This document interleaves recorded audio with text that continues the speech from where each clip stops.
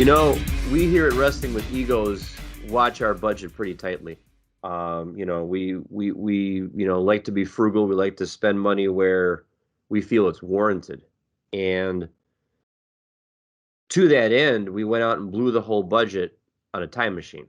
Because what does every responsible wrestling podcast need? They need a time machine.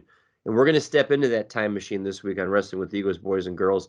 I brought the big man along with me because he is time machine certified to operate the Take Me There 5000.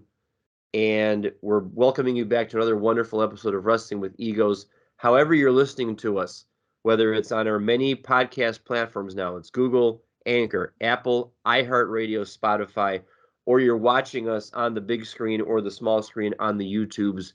We appreciate your support. We appreciate your interaction with the show. Please like and subscribe and share and leave us that 5-star review because that helps us out. It gets that algorithm going on the up and up, which is where we want to keep it going. Isaac, on this Halloween weekend, how goes it? Are you up for any shenanigans tonight? Always up for shenanigans, ready to go. I got a lot of interesting things that I keep thinking about and what I want to talk about, and I'm excited to hear what you have and bring to the table. I went deep, people. I went really deep. Well, just so you're aware, the macrame show has been moved back to the end of November. We aren't talking about that tonight. Oh, okay. Hold on. Let me put that. Yeah, Yeah. we might just want to cross that item out because we want to excite the people, not bore them to sleep. It was the first thing that popped. My mom used to do macrame way back in the day. I mean, she was pretty good at it.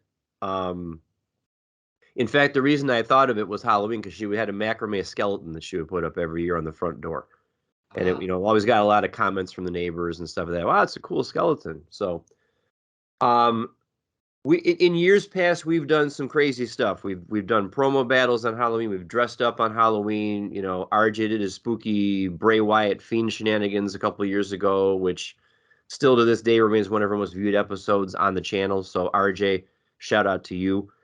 Um, belated birthday, by the way. We did not forget. We do love you, man. yes, friend of OG man of show RJ celebrated a birthday this week. Happy birthday to you and the fam. Sending all of our good wishes and thoughts out to you. Um, 21 again. That's my question. I don't get that, but he keeps hitting that button, that tilt button, and it makes him turn 21 again. I need to find that. yeah, and the time machine is helping too, right? Yeah. Yeah. So to that end, we are jumping in the time machine and we are taking wrestlers from any era we want and putting them in a different era. That's really the only criteria. Now, we're not going to go too deep with it because, if I said one of these people, we could probably go for like 3 hours talking about all the permutations and bookings and stuff like that. But it's often been bandied about in our show chats and our bar talks and stuff like that. How would a certain wrestler perform if they came along here or if they came along here? And that's kind of what we're trying to digest and unpack tonight. So, Isaac, I will open the floor up to you, good sir, for the first entrant into the time machine. Who are you putting in the time machine and where are you sending them? And then a little bit of a thumbnail about why, what you would like to see as a result of it. Okay. First, I'm not going with an individual person this round. The first thing I'm going to mention is this is a tag team, and I'm taking that tag team, and I think you guys might know where I'm going with this right now. I'm going FTR, and I'm sending them back to the 80s. And the reason I'm sending FTR back into the 80s because they're old school. When they were in WWE, it was no flips, just fists. Top They are guys doing top guy things. tough guys doing tough guy things. And back in the 80s, let's sit here and start talking about a couple of the tag teams that were there. I'm not just talking Arn and Tully. I'm talking Freebirds. I'm talking Von Erichs. I'm talking Rock and Roll Express, Midnight Express, Heart Foundation, Road Warriors. I'd love to see them go up against all of them, or just to see some magic that would happen with those guys, because that's the era that they're bringing now, and you can see how well they're doing and making top guys win top guy things. FTR is one of those. I love that to start off with because, I'm not going to say you started off with a softball, but there's really no wrong answer. You could send FTR to New Japan. You could send FTR to the territories, San Francisco or, Dory Funk's territory down in Texas or Stu Hart's territory up in Calgary, and they would excel anywhere they go. Because at the end of the day, they're professionals. They are going to put in the work to make themselves look good and get over, but also make their opponents look good and get them over too. That's why we've reacted the way we've reacted to them over the past 2+ years when we've seen them, get more exposure on AEW TV and use that as a launching pad to go into AAA and wrestle over there and go into Ring of Honor and wrestle there and go on to Impact and wrestle there and things like that.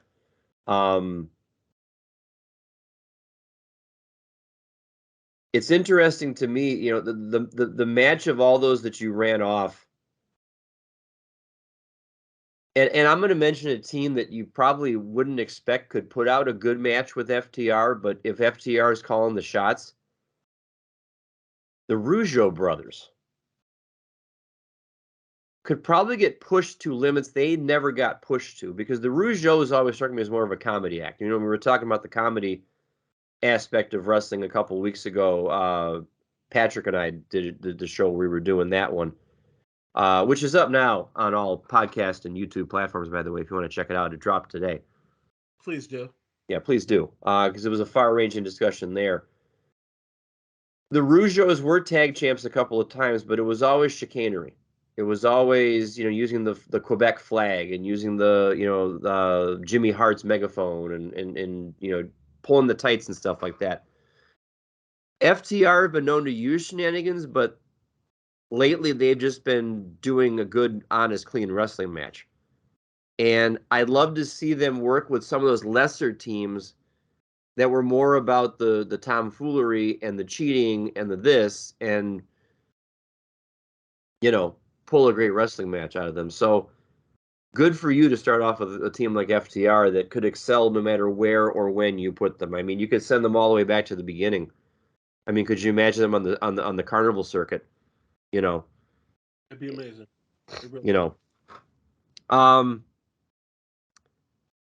My first one I'm going to start off with, and you might be surprised that I want to take this man and send him somewhere because I don't usually gravitate towards this guy. We're going to talk about Brock Lesnar. Could you imagine Brock Lesnar in the New Generation era?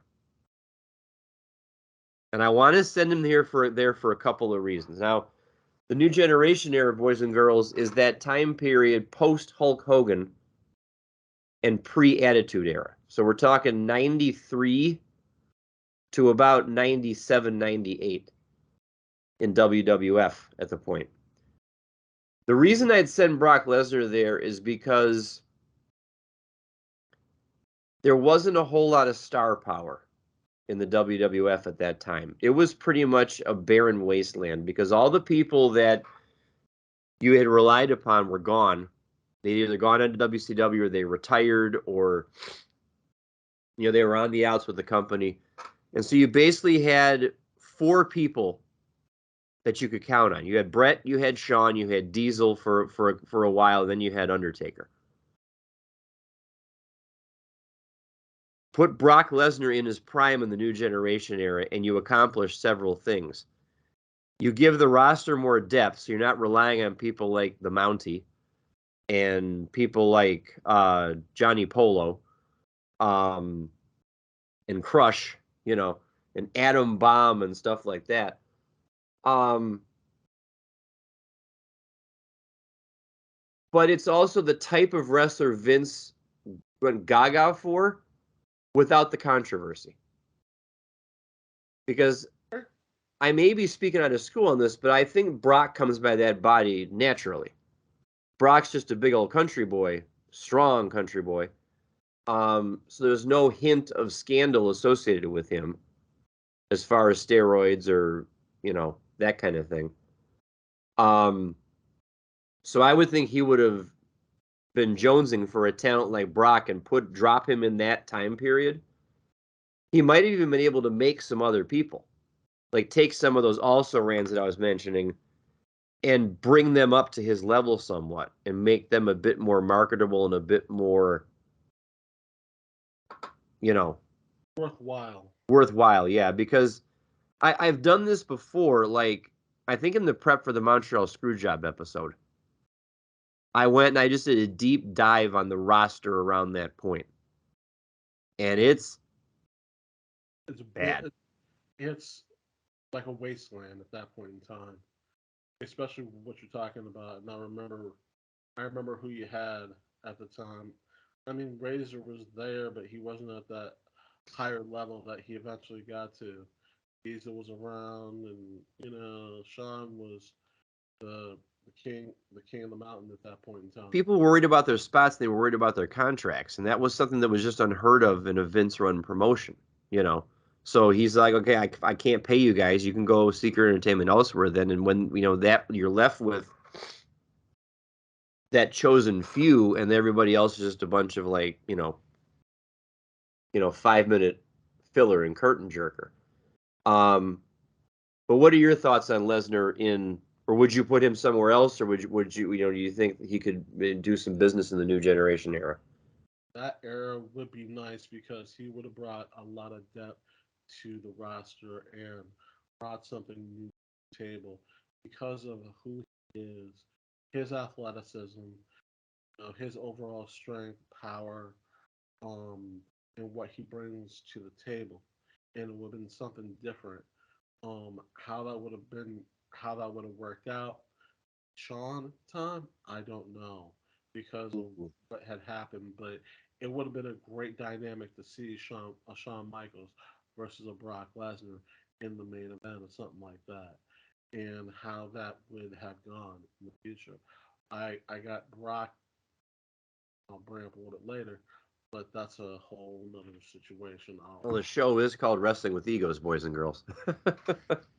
Yeah, we got some stuff going on here. But yeah, I think he'd be a great addition at that point in time because of um the roster was, I want to say, slim pickings, as we would say. And it could have been, it didn't have a lot of meat to it after all those stars decided to go to WCW or take some time off or get their bodies together because of personally or professionally, or they were all drug addicts or whatever the case was. But yeah, I think it'd be a great addition to that part. So your next ticket purchaser for the Time Machine? The next ticket purchaser, I haven't, like I said, I'm not going with just one person. I'm going with like a group. And the group I'm thinking of right now is Death Triangle.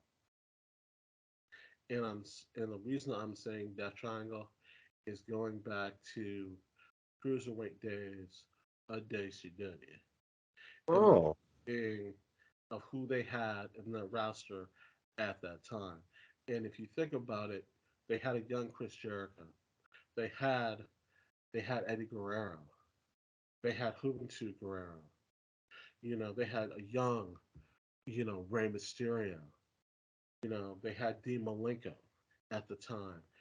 I would love to see those guys make magic with with these guys and what they would come up with the athleticism that all of these guys had and have at that point in time, and see some of the greatest matches we could ever see in our life. What do you think? that 97 Halloween, excuse me, wow. He's, as you can tell, he is stunned by what I just said, and he agrees with me 100,000%. And I'm fine. That 90, is it 97 Halloween Havoc? The one where Ray has like the purple striped outfit and he wrestles Eddie, or was it 96? Mm-hmm. Yes. If those two can put on that classic, which has been a homework assignment on this show before, imagine if you drop Penta and Ray Phoenix and Bastard Pac into that mix. It just increases, the exponential possibilities of you know, or a four-way dance or something like that. right, a four-way dance, for a cruiserweight championship. You know, I mean, imagine what a Jericho of that vintage Jericho could be doing with somebody like Penta. Um, you know, I've marveled at Ray Phoenix on this show before. Ray Phoenix is my unsung hero of AEW right now.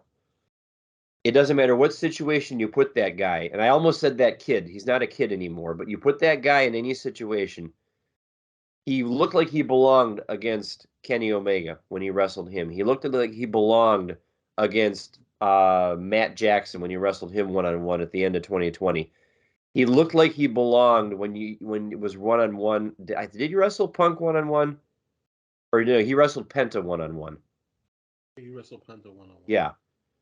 But he looks like he belongs in the ring against anybody. It's believable. And every time I watch a Ray Phoenix match, he does something I've never seen before.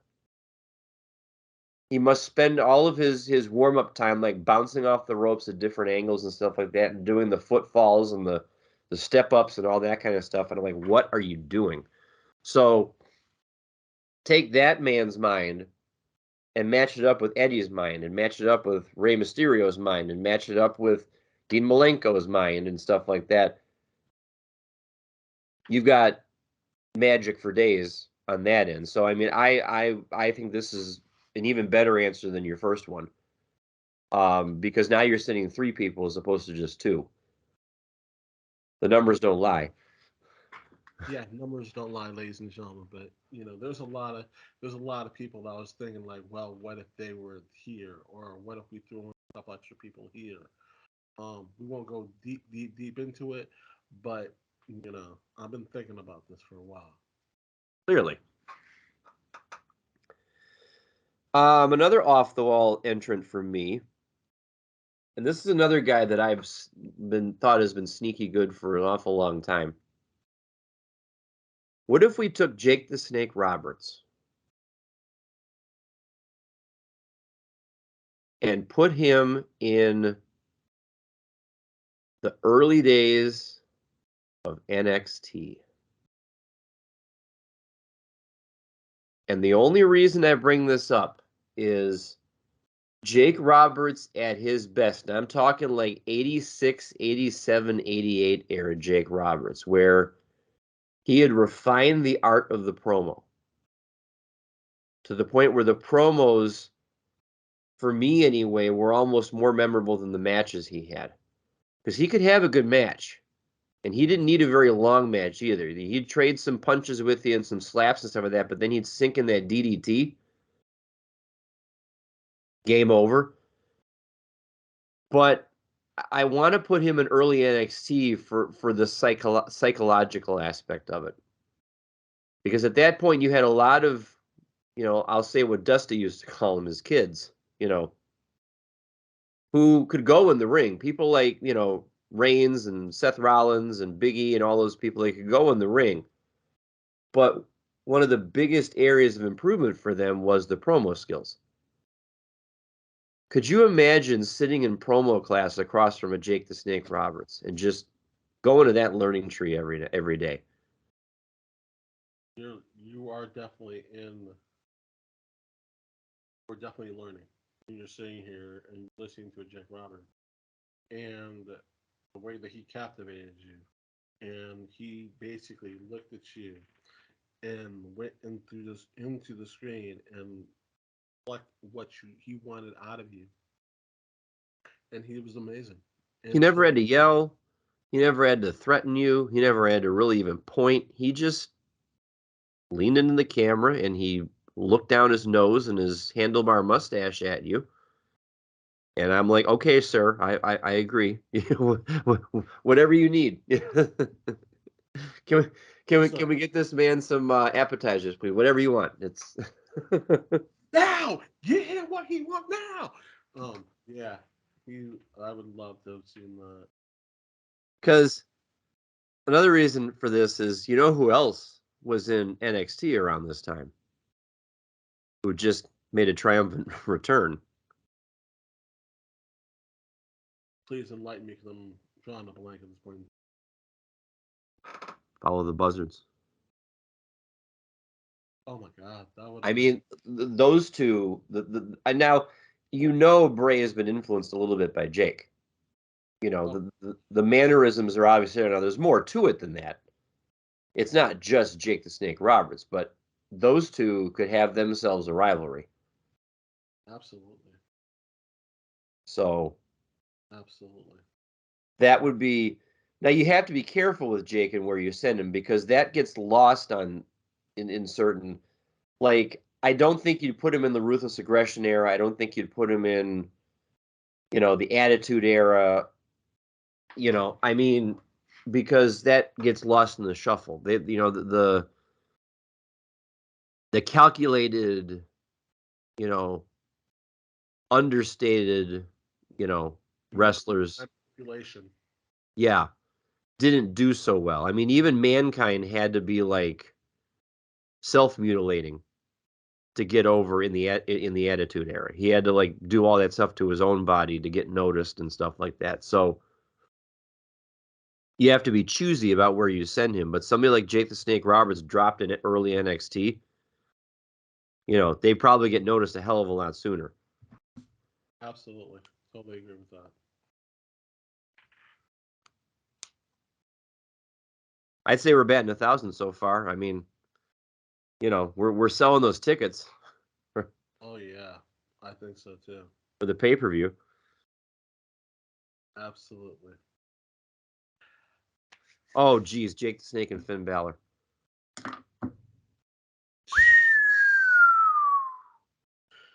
Oh God. I have Finn Balor, but I also wanted to drop. That's great. I wanted to drop him into the WCW era as well with a couple other people. Just but see, I was gonna put Balor somewhere, but here's my hesitancy with him is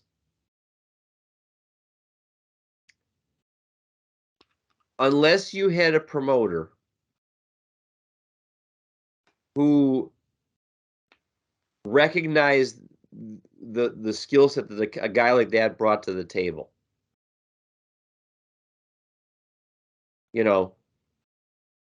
Like New Japan did early on when he was Prince Devitt and forming Bullet Club and all that stuff. They didn't care about size over there. They cared about charisma and they cared about your in-ring and all that kind of stuff. And it's no secret that he comes to NXT, sets the world on fire, gets called to the main roster. They didn't know how to book him. And they, I think they legit punished him for injuring his shoulder against Seth.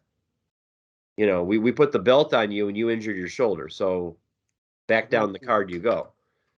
That wasn't his fault, though. I know that, but Patrick and I have talked about it on the show before about how, that was Balor's one chance to prove himself to Vince, and it didn't go the way it was supposed to go. So I that's why I avoided taking Balor and putting him anywhere else, because I wouldn't know where else to put him. I can agree with that. I can see where you're going. Because I kind of like his story and the way he built himself up by going, to the Indies and New Japan first, and then getting the eye, catching the eye of the people at NXT.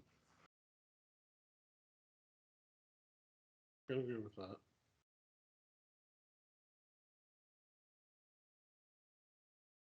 So you're up next. Okay. Now I'm gonna send someone back just because as we sit here, this is meat slapping meat. But with a twist.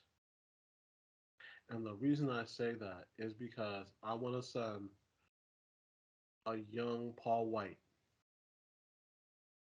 with the agility that he had to actually jump off of the third rope and maneuver the way he used to maneuver at the speed he had back to the era of a young Andre the Giant to see those two battle each other. Now, I don't know at that point in time if Andre would have been really upset because they have very similar skill sets and a lot of the same move sets. If that would just piss Andre off to no end.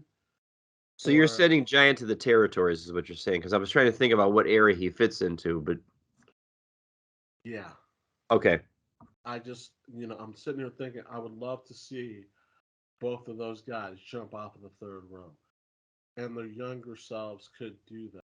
But we got to remember these are two 7-foot guys going at each other, and the athleticism that they would have to show it would be something to see. That's one of the many holes in my wrestling resume is I think Andre the Giant, you know what time period I'm thinking about.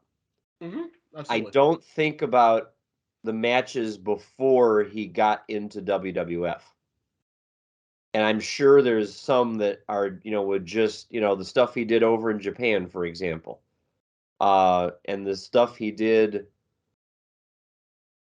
I know he was in territories. I just can't remember which ones. He was. They weren't really booking him as much because he was a 7-foot attraction, and it was like Right. when he showed up, everyone was like, "Oh my god!" Yeah. It's So you didn't want to you didn't want to overexpose him because then you've kind of seen it all. so it was like that carnival when you came. It's like Ringling Brothers when you comes in once a year, and you're just saying like, "Oh my god, this dude is a monster." But then if you had gotten Paul White at the time, and you get these two guys, and you're looking like, "Oh my god, this is I mean, that unprecedented." would be captivating because it's hard enough to get one guy like that. And now we've got two, you know, and let's send them all over the place to keep it fresh because, this is obviously before the internet, before spoilers, and before, that kind of, before mass market television and everything like that. So I would have to imagine it would have spread like wildfire just the way Andre did. I think so as well. I think that'll be something to look forward to. My next candidate, we got to show some love to the ladies on this one. And I was wrestling with this in the pre-show meeting because I had thought of a lot of mine, and I'm like, I need a lady. And Isaac rattled off about, 5 or 6, and I settled on Charlotte because women's wrestling, basically pre-2000, we'll be generous by saying pre-2000, wasn't a lot to it at that point. It was basically just a couple of people owning the belts, and you saw flashes in the pan, show up and things like that. You never really got to see them get equal time, to show off what they could do. So if you put Charlotte in the 80s WWF era and give Fabulous Moolah somebody who was her superior in the ring, it would be interesting to see what she could do, or what, how Moolah could be pushed to actually wrestle somebody as opposed to just put herself over and, I'm the champion and I'm always going to be the champion and stuff like that. In the pre-show meeting, I also mentioned putting the Four Horsewomen in with that, and I know that's not Brian's thing. I just want to see the dynamic that they would bring to a Mola because it's a different style, not what like that era had at the time. I know it's not right, and I apologize, B, for stepping in on yours. Oh no, it's But, because this is we're just riffing. so, like I said, I think that putting some more people in that era, different style, different time, different everything, uh, more high flyers than anything else, would be something different and nice to see. Because I'm even thinking like WCW didn't have a lot going on with the women either. Like the women in WCW were more the Nitro girls and stuff like that. They weren't really, because I'm even sitting here trying to think of. Besides Medusa, Yeah, like that was it. That she's the only one I can think of, and I couldn't even tell you like who she was wrestling when she came over there. Yeah, there weren't that many. There weren't that many. Short of looking it up, which I'm not going to waste time doing right now. I just couldn't. I had, it was just not a focus of theirs. If anyone can remember, and I bring this to the rest of the audience, if there's someone else that we're forgetting that was a prominent female wrestler back in the 80s, back when Medusa was there in WCW, please someone let us know. And I'm sure you're all going to let us know when you email the show at wrestlingwithegos@gmail.com or hit us up on Twitter at WrestlingXegos on Twitter, and you'll have this list, and we'll be like, oh, yeah, them. Oh, yeah, her. Absolutely. I'm ashamed to admit that I'm just drawing a blank, and it's not you because I usually can come up with like one other person, but it's not happening for some reason. Unless Sensational Sherry was around, She could have been. but she wasn't really wrestling as hard as she was at the time. I'm trying to think of anybody else. And honestly, I can't right now. Apologize. Oh, well. Usually I'm good. But I digress. Who are you moving next? The next person on the list. Um, I thought of bringing someone like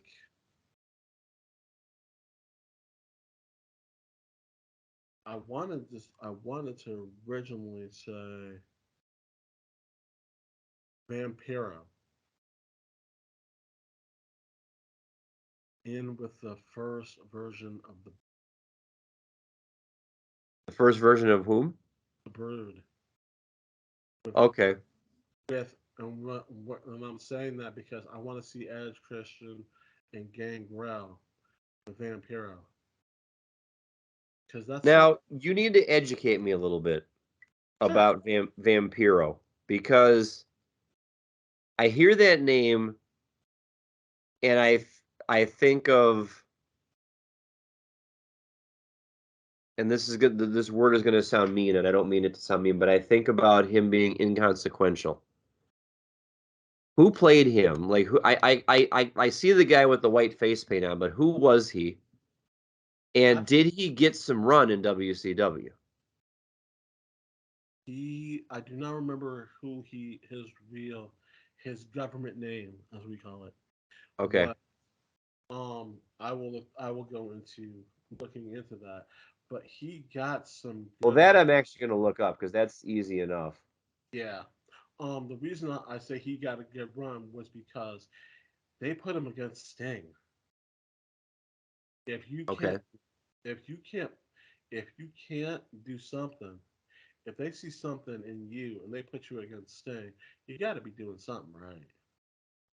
He had a different look, he had a different style, but they thought that highly enough of him to put him up against Sting, and I think you know when they decided to do the reboot of WCW, they highlighted him a lot, Okay. made him a key factor in the revamping of WCW as they put the old guys versus the new guys. And So his real name is Ian Richard Hodgkinson. He is a Canadian semi-retired professional wrestler. Most recently served as director of talent for Lucha Libre AAA Worldwide. And he also worked for them as a color commentator for Lucha Underground. So I think that that is something that I would like to have seen. yeah, I mean, now you're obviously a little bit more familiar with him. I mean, now are you putting him with the Brood as another member of the stable, or are you putting them as opposition for the Brood? I can't put him up against the Brood because I keep thinking he'd be in the stable, and what else they could do. I want to say another spoke on the wheel, as we play. How was he as a talker? Or was he not much of a talker? He was a little bit of a talker, But again, they didn't give him enough time, mic skill, enough Okay. mic time to put him on. Because And maybe they saved Gangrel from having to like embarrass himself cutting a promo kind of thing. Because it's clear that Edge and Christian had more mic skills than, you know. right. Well, I mean, at the time, Edge and Christian were more in the background, and they were giving it more to Gangrel with the whole, spitting the Yeah. blood stuff. And they were, they had Edge as the cool, dude in the back with the you know, Well, I torn. like that you're going off the beaten path. Of all the people I expected us to bring up, Vampiro was not on the list. So kudos to you for the nugget. Like I said, I'm trying to do something different here, people. That's why you are squarely on the payroll. I'm getting paid this week, people. I'm getting paid. But I thought about something like that just because he would have brought something different to the table, and that's exactly what we need at this point in time. So, Okay. My next one, as I run through my list, is also kind of surprising, maybe to folks out there. But I got to shout out my homeboys from Buffalo, New York, the Butcher and the Blade. Could you imagine them in Memphis in the early '80s, or late '70s, early '80s? And I put them there because it seems like their characters mesh well with the kind of stuff that Jerry the King Lawler was doing at that point. Um, you know, in that they're not all that well groomed. They don't really care about the looks and stuff like that. They'll just go to the ring and the meat aprons and the white pants and stuff like that and the boots and just start, kicking the crap out of somebody. Um, but I found myself thinking about them whenever they've been on TV the last couple of months. Like that, they look like they do well in a different era, you know. And that's kind of what almost begat this conversation that we're having tonight. Was I thought about, what if we took a wrestler and dropped him in another era? The Butcher and the Blade was actually the first ones I wrote down.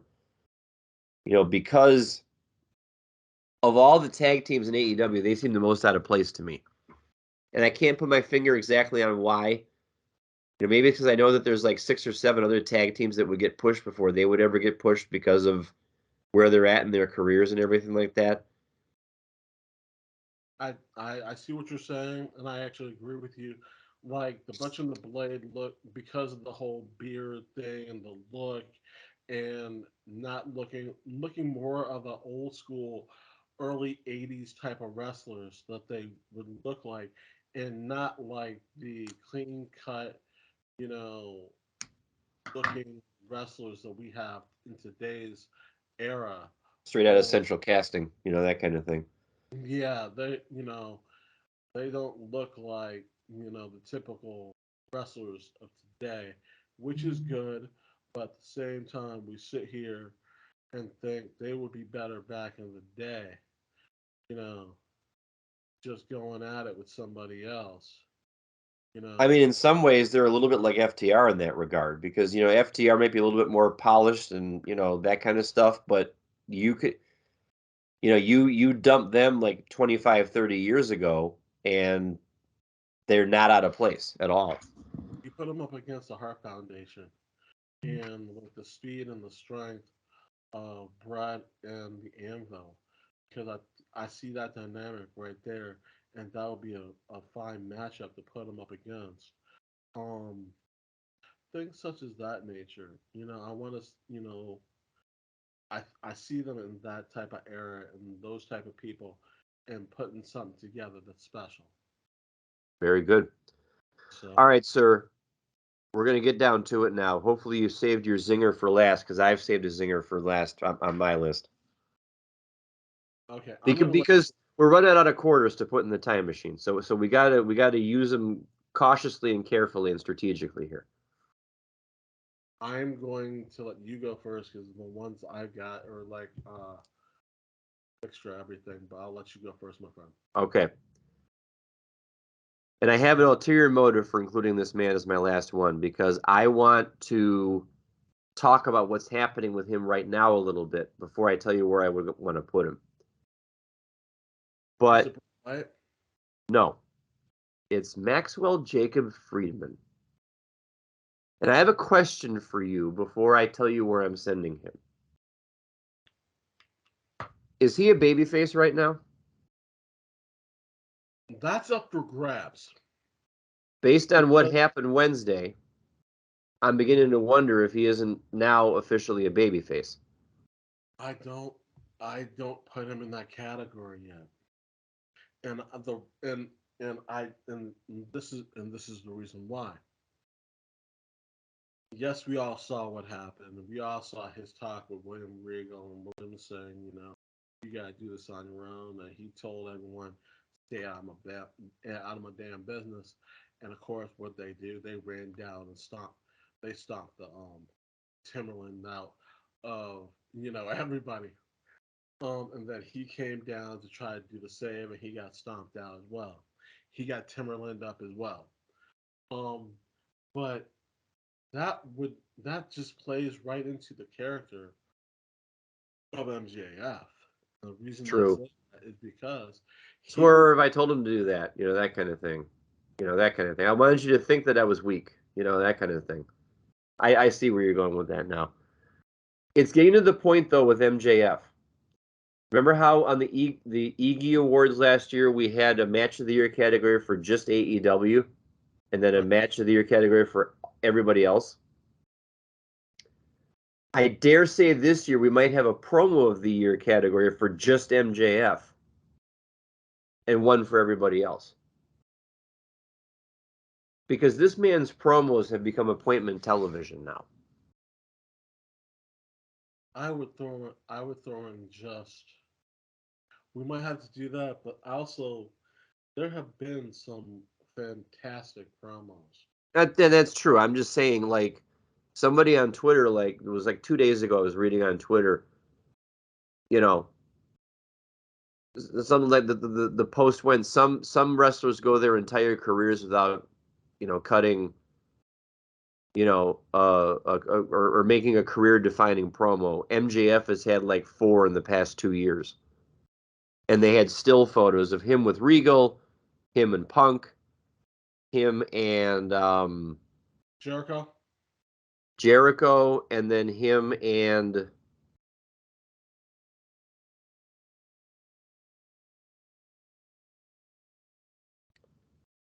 Wheeler Yuta and Shivani on the stage. Okay. And I'm sure there's other ones I'm forgetting. Because, I mean, this guy is so good at mining all these different parts of his personality. And if the things that he's talking about from his childhood and his teenage years are real, he's got a lot of, backstory there that, I feel bad that he had to go through all that stuff. But kudos to him for using it as motivation.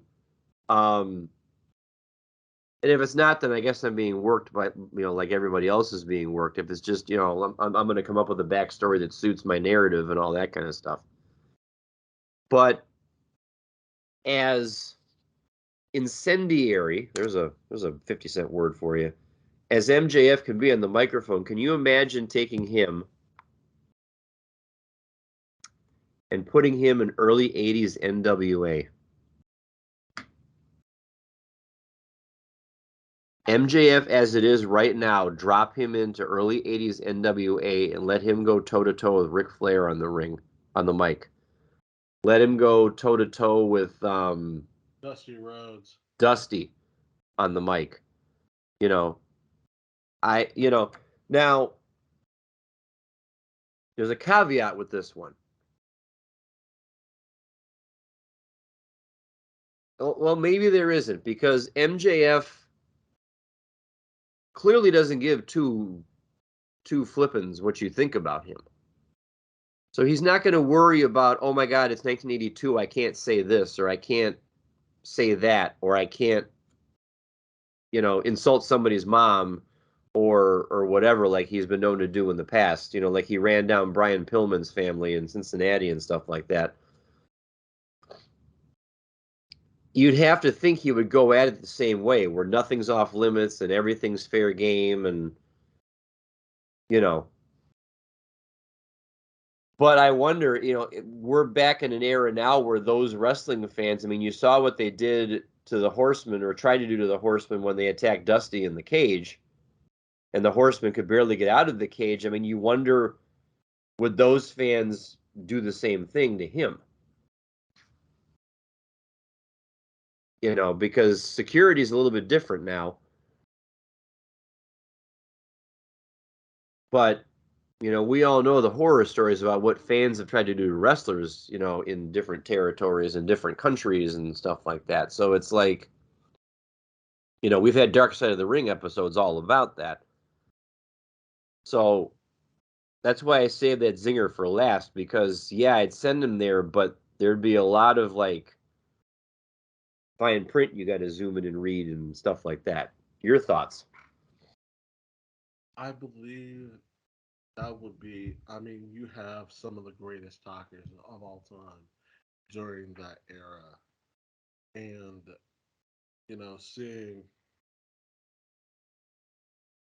seeing him going up against a young Ric Flair would have been amazing to see how he would do and how it would be him against the Dusty Rhodes, him against, and seeing how he fared against him in their prime. Not Dusty, but how that would work out, and if that could work out. I think that'd Mm-hmm. be very interesting to see and very dynamic to see how they could how they could make that work.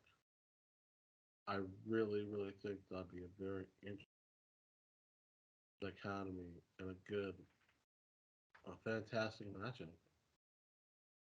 I So, can't what are some other ones that you feel compelled to put out there as we wrap it up for this week? wrap this up. I kept thinking to myself of putting certain people, with the athleticism that they have. The person I keep thinking of is a Keith Lee versus a guy like Bam Bam Bigelow. Hmm. And to see So, would what you put him in ECW then, or would you put him in WCW? I would put, I would, I would put him in. I put him in WWE if that's the problem. If that's the case, I would love to. We know how agile Bam Bam was for the guy that he was and for the size that he was. I just forgot Bam Bam was in WWF. How stupid am I? Uh, we I'm like, so is it an ECW question or is it a WCW question? Like, main event of WrestleMania 12. we forgot he faced LT. Mm-hmm. Um, um, like I said, I think of Bam Bam with the I need to go to athletic. bed. Huh? I said I need to go to bed. We forget about the athleticism that he had for a big man that he is, and having a guy like Keith Lee with the athleticism that he has, and you sit there and say, "Oh my God, this would be, this would be headlining whatever." I'd love to see. I know we're getting ready to see Brock versus Bobby Lashley, which is going to be a phenomenal match. Hmm. I'd love to have seen it, when they both started in MMA at that time, but they kept putting it off, and I know timing was off and all that other stuff. I get it.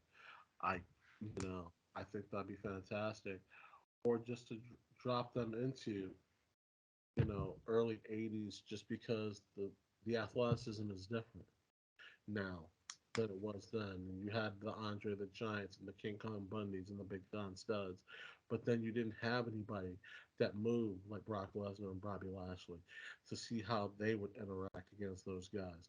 Or another name that I thought about putting him back there at the same time with everyone is Big Bam Vader Okay. with the athleticism that he had and how he moved like a cruiserweight and things such as that nature. You know, and I think that would be something to see. And I would love to have seen what they could have come up with and the spots they could have come up with because they could have made some pure magic, but they did. So, And as always, boys and girls, if you've got a wrestler or a team or an entity that you want to see transported into a different era, you can always leave us a comment in the comments below if you're watching on YouTube. You can tweet at the show. It's at WrestlingXEgos on Twitter. Email the show. It's wrestlingwithegos@gmail.com. We want to hear what you think because we know there's limitless possibilities here about where you can send all of these people, and I'm sure there's many that we have not thought of. So until we meet again down the road a piece, have a fantastic Halloween weekend. Celebrate safe. For Isaac and for everyone associated with the show, I am Brian, the intellectual savior of the wrestling masses, and this is another reason why we really love wrestling.